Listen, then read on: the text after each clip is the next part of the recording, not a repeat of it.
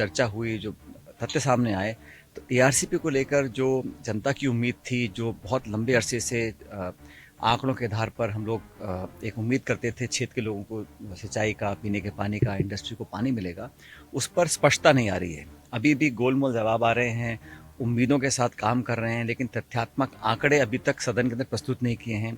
हम नहीं जानते हैं कि कितना हिस्सा पानी हम लोगों को मिलेगा, कितना मध्य प्रदेश को जा रहा है।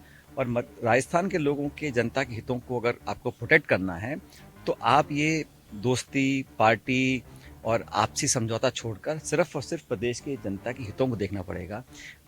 जितना पानी हम लोगों को पहले आवंटित होना था, मुझे लगता नहीं कि एमओयू में उतना उसमें विवरण उसका किया गया है, इसीलिए जो एमओयू है वो सदन के अंदर प्रस्तुत नहीं किया गया। चर्चा हो रही है एआरसीपी पर, लेकिन एआरसीपी का जो एमओयू साइन किया है उसका कोई अता पता किसी को नहीं है।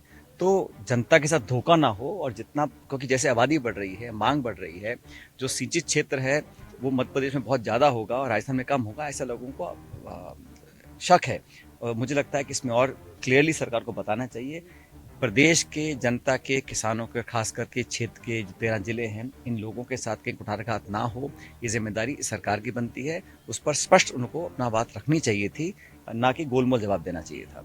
बाकी सरकार का तो मैंने कल देखा, तो बहुत जल्दी सरकार बनी, इतना इसमें कन्फ्यूजन रहा, मुख्यमंत्री कौन होगा, मंत्री कौन होगा, विभाग क्या होंगे। अभी तो सरकार ने जिस तरह नौजवानों के साथ धोखा किया, 5,000 नौकरी बनती कैंसिल कर दी, तो कहीं ना कहीं प्रतिशोध की भावना से वो काम कर रहे हैं, और जितने लंबे चौड़े वादे किए थे अपने मैनिफेस्टो में, उसको धरातल पर उतारना चाहिए। बहरहाल जो चुनाव होगा, 10 साल की केंद्र सरकार की रिपोर्ट कार्ड के आधार पर चुनाव होगा। हमने नौजवान, किसान, गरीब, उद्योग, शिक्षा, चिकित्सा, निवेश, इस पर चर्चा करना चाहते हैं। भाजपा चाहती है कि मुद्दे विवादित रखो। चंडीगढ़ में जो कल हुआ, हमारे पास जो बहुमत था उसके बावजूद वोटों को खारिज किया गया, और धड़ल्ले से किया गया है। लोकतंत्र की हत्या हो रही है यहाँ पर, और क्या हो रहा है। इसके खिलाफ राहुल जी अपनी मुहिम चला रहे हैं। हम सब इंडिया अलायंस, पूरा विपक्ष एकजुट है, और इस बार मुझे लगता है कि राजस्थान में बहुत बेहतर परफॉर्म कांग्रेस पार्टी करेगी। नीतीश जी छोड़ के चले गए सर। अब वो गए हैं, लेकिन नीतीश कुमार जी ने जो किया है वो उनका व्यक्तिगत निर्णय हो सकता है, लेकिन मैं नहीं मानता हूँ कि बिहार की जनता या देश की जनता उसको सही मानती है।